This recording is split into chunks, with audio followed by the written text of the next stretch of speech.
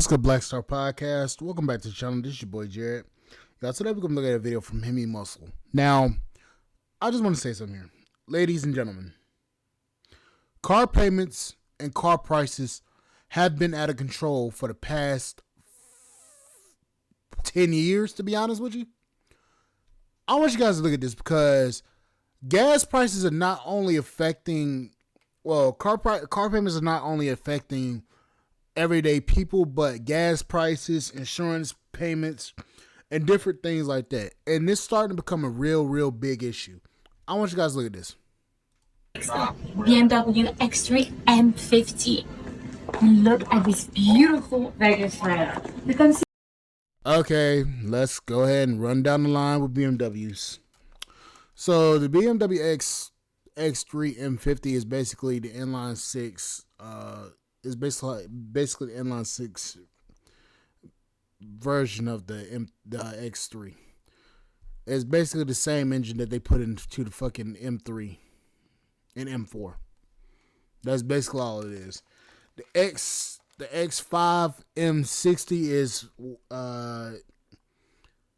is basically the 4.4 liter V8, and the X5M is the equivalent to the M5 variant, basically. So don't get too wrapped up with the whole, it's an M. It's really not. It's just the fucking badging and a slightly detuned version of the engine that goes into the BMW M3s, or M4s or M5s. So when you see a BMW X so and so M car, it's not really an M. It's not really a BMW Motorsports pedigree vehicle, I should say. What do you think of the new look? The only present I ever want again for my birthday is a tank of gas, because seriously, what is this? This is supposed to be the cheap place. What's up, guys? Welcome back to the channel, man. Welcome back to the channel. Today, guys, we got a lot of different clips we're going to react to. We're talking about bad car deals, gas prices, high interest rates. We're going to do it all today. So if you're new to the channel, man, hit the like button, subscribe. I ain't going to do too much talking. Let's get right to it. Let's go. So I got a lot of hateful comments in this video that I posted showing you guys the kid that's paying $722 a month on a Nissan Kicks. So just to show y'all, Santander is the bank who approved it, and I'm going to show y'all how we got there. They approved it only for 60 months at 18%, and they put $1,000 down. Once we move over to this side, you guys can see with the $1,000 down, their payment is $721. Their selling price was only $25,201. So they were first-time buyers. They had absolutely no credit. Without them getting any gap or extended warranty or anything, let's hop onto this calculator. 18%. So there's the selling price. There's the months, 18%, 1,000 down. That's including taxes, title, and licensing fees. So that's why I zeroed these out. Calculate them. Come over here. It's going to show you their payments of $614, right? That's not including any extended warranties, gap, or anything like that. Now with the gap, extended warranties, and the warranties, gap, or anything like that. Good God. You pay almost $40,000 for a Nissan Kicks? That shit is a terrible ass fucking car. Them shits is ugly. Bruh. Hell no. Now with the gap, extended warranties, and the tire and wheel protection, this is the new selling price at $29,450. Calculate that. That's how we get to that payment right there. That's $722 a month. And obviously they are paying 18%, which is max interest rate on a new car. That's the amount they're paying on interest. That's a ripoff right there, guys. 18%. He added a warranty on a brand new vehicle. He said they got the wheel and tire package on a Nissan Kick. I see if it was a Lexus or maybe a BMW, but a Nissan, man, they got robbed, bro. It's a 506 credit. We tried a new car with rebates to see if that would get them done. Did not get them done. We're trying with a used car now. This is an interesting unit. 196 days in stock. We're losing 11 grand on the car. Now, why are we doing that? Cost of doing business. Sometimes a car stays in stock too long. We do too much work to it to get it right for the customer. That way we're not selling garbage and we put too much money into it. It's worth about 35 to the bank. We're selling it for 27.6. That's going to put him in a beautiful scenario. If he doesn't get approved in this fashion, it's very likely he will not get approved in any fashion. I actually have him waiting for me right now. We've been through about 2 different vehicles with him. His only problem is he can't fit into the cars. Something new for me to overcome because I haven't dealt with anybody like that yet. Can he prove his income? Yeah, I have his W-2s and everything. I do have an approval, but they want proof of income, which this will come in handy. Wants a pay stub, and they want him to trade in his open auto. Is he trading in his open auto? I could probably get him to. All right, let me try a couple more banks. Let's see if he gets it done. All right? On it. See, they about to run his credit through like 20 banks trying to get him approved. You got negative equity, man. Some of those banks will not pick up the deal. And that's why you got to do your research before you go to the dealership. And also, he should have been testing some cars. That's why I always go to CarMax to try to figure out what kind of car I want. That way I'm not at the dealership trying to, you got to test drive this car, test drive that car. You just wasting a whole bunch of time. And that's how they end up getting you, because they get you tired. You get back there with the finance person and you end up signing up for anything.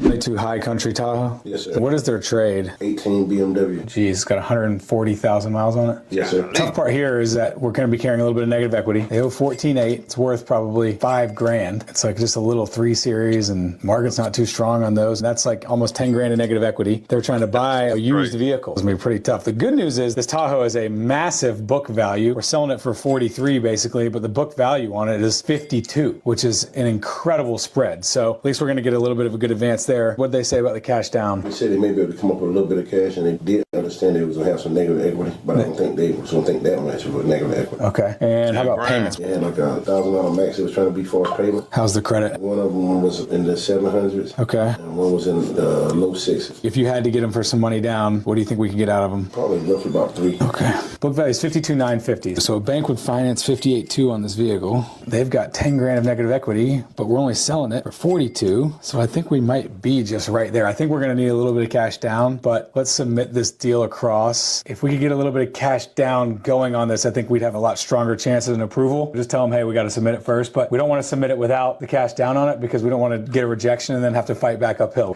From your experience, do you think I should tell them more about the new trucks that might have some rebates? A new truck's going to advance a lot more, but if we're fighting a $1,000 payment max with $10,000 worth of negative equity, we're going to be in a tough spot because the good news here is our Tahoe is priced at $43,000, right? If you had 10 grand onto that negative equity, this is for simple math, you're only financing 53 grand. You're going to pay some taxes and some fees in there too, so let's call that 55 grand. Then if they were to put some money down, that's going to come down a little bit. I think if they're willing to get to the 1,000, they could put a little bit of money down. I think we could get a car deal here. I don't want to commit them to anything that they're not comfortable doing. Yes, sir. So let's go see how much money we can get out of them for down, because that's going to reduce the amount of debt that they're going to be financing. Go grab that, come back, and then we'll go from there. All right, we'll do. Okay, buddy, thanks. In a situation like that, man, it's best to go with a new car because they're going to have more rebates.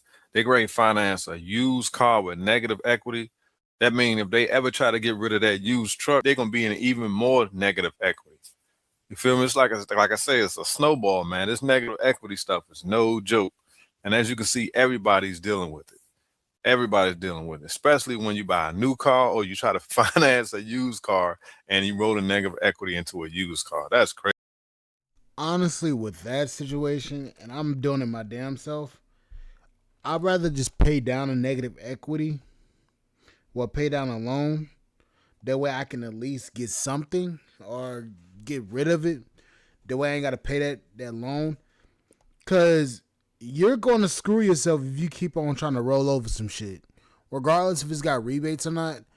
The rebates help, but it doesn't help to the point where you're like, you know what? I'll take that. Because the more rebates you get, the higher the price of the vehicle they're trying to sell you is. I've noticed that. They offer rebates on the vehicles that are the higher trim. They don't offer you the lower trim vehicles with the same rebates.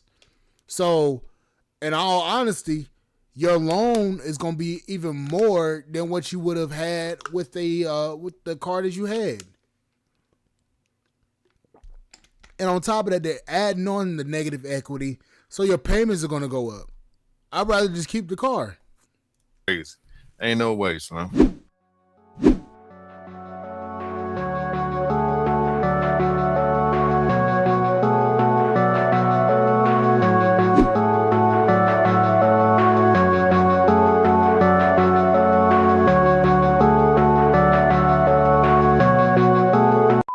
Got it. A 476 FICO. Approved. That's crazy. Look at that, Westlake. I told y'all Westlake will finance anything. 476. And what's the interest rate? 15.8. So basically 16% contract rate. Westlake, I'm telling you, anytime a dealer comes back and they say Westlake is going to finance you, just go ahead and know your interest rate going to be super high. Payment? $1,000. My truck's $850. $777. What kind of car do you drive? BMW. I drive a Ford Explorer 2015. How much is your car payment? $578. Mitsubishi Eclipse crossover. Mine's $550 at 6 years. 2021 Jeep Wrangler. I had bought that brand new. I think it was $333 bi-weekly. I told y'all, that's a lot of people paying some crazy amounts for their vehicles. I mean, it's going to get worse, especially right now. The weather about to get, super warm. About to be nice outside. People going to just be signing up for any and everything. This is how much I paid for my 2023 Dodge Challenger GT. Okay, so the original starting price for this car was $30,000. However, before this car, I had a 2024 Jeep Wagoneer S. Okay, so the original MSRP for that car was $67,000, and they only gave me $42,000, leaving. Why the fuck would you get a Wagoneer S? You stupid. Look. Stellantis EVs are some of the worst cars you can fucking get. The worst. The Dodge Hornet is trash. The Wagoneer S was trash, and they discontinued that bitch. Y'all, I get it. The Wagoneer and the Grand Wagoneer, garbage. The new Charger EV, garbage. Can't sell them bitches. Like, stop looking at style, because it ain't, even the styling is garbage. $25,000 out of my pocket. So obviously I didn't have $25,000 in. Wait a minute. He paid $67,000. They only gave him $42,000. Hold on, bro. Let me go back. That's out of control, man. Ain't no way. Out of my pocket. So obviously I didn't have $25,000 in cash. So I rolled that $25K over to the next car, Jeep Wagoneer S. Okay, so the original MSRP for that car was $67,000, and they only gave me $42,000, leaving $25,000 out of my pocket. Man. So obviously I didn't have $25,000 in cash. So I rolled that $25K over to the next car. So the final price for this car came out to about $55,000. So for a car that I should be paying about $500 a month for, I pay $806. Okay, now obviously the car payment is not the only thing I pay. I also pay insurance and gas. Okay, so insurance for this car came out to about $210 a month. Okay, by this point, we are at $1,016. All right, next up is gas. And for that, I pay about $450 a month. Okay, so you might be wondering why I pay so much for gas. And that's actually because my school is 40 minutes away. So I put a lot of miles on this car every single day, resulting me to pay a lot of money in gas. That means he should have bought a daggone Honda Accord or a daggone Camry or something. If you know your school that far away, why would you go and buy a Dodge Challenger? Even though it's a V6, that car still has 300 and something horsepower, so it's going to burn a little gas. That is crazy, bro. You need a 4-cylinder. Okay, so that brings our total up to $1,466 a month. And so for a car that's worth about $30,000, I am paying $1,500 a month. So you might be wondering how I can afford this at my age. And the real answer is that I can't. So my dad pays half the car payment, which is $806. So he would be paying around $400. Gas is on me, and the other half of the payment. So what comes out of my pocket per month is around $850 a month. Okay, so if I were you, I would take this as a lesson to not make bad financial decisions, because I'm 17, spending $850 a month. That's crazy, man. That is out of control. If my son would have came to me with some nonsense like that, I would just laugh in his face like, you must be out of your mind. That's the problem right there, man. I know parents like to spoil their kids, especially if they're doing well. I mean, I could easily go out and buy my kids brand new cars. Well, I'm not gonna say easily, because I don't have it like that, but that's something you can stretch out and do if you wanted to, or if I wanted to. But I just don't think it's necessary, because you're just putting them in a bad situation. I'm gonna tell you something, parents, and let me be honest with y'all. Let me level with me here. Now, a lot of y'all believe that buying your child a brand new vehicle relieves them of any stress that comes with maintenance or anything like that. Now, typically, at least back then, back in the early 2010s, you would have been right. But here's the problem. A lot of y'all don't understand that these new vehicles that are coming out nowadays aren't worth the metal that they're made out of. They aren't. A lot of y'all believe that if you buy your kid a new vehicle, that is going to be the most beneficial to them. That's not necessarily true. Y'all got to start looking at it like this. These older vehicles are built a lot better than these new vehicles. And on top of that, they're cheaper. New doesn't always equal the best. And I'm going to go on a limb and say this. Newer is starting to become more dangerous than older vehicles, because of all the screens, all the different technologies that add into these vehicles. They're adding way too much tech into these cars, and to the point where you're literally distracted every moment in time that you're literally driving these vehicles. To change the radio station, you gotta literally look at a big ass screen, gotta hit what you want, and then you're taking your eyes off the road. Change the temperature in the vehicle. You gotta look at the screen.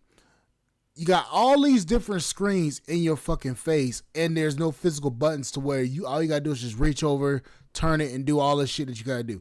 You literally gotta go onto a screen, navigate the screen, and do all this shit just to make sure your AC is right.